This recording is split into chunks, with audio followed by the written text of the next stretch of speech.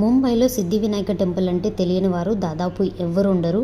Saturday కాబట్టి, weekend కాబట్టి early morning నేను నా ఫ్రెండ్తో కలిసి సిద్ధి వినాయక టెంపుల్కి వెళ్ళాలని ప్లాన్ అయితే చేసుకున్నాము.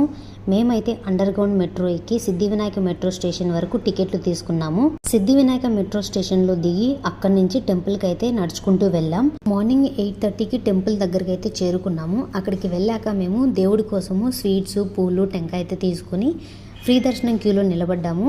శనివారం కావడంతో భక్తులు చాలా క్రౌడెడ్గా ఉన్నారు. ఎక్కడ చూసినా జనాలే.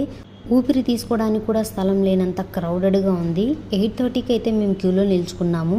నెమ్మదిగా ముందు కదులుతూ దాదాపు 2.5 గంటలు అయితే వెయిట్ చేసాం క్యూలో. ఎంతసేపు నిల్చుకున్నా దేవుడి దర్శనం కోసం ఆ కష్టం కూడా చిన్నదే అని అనిపించింది నాకైతే.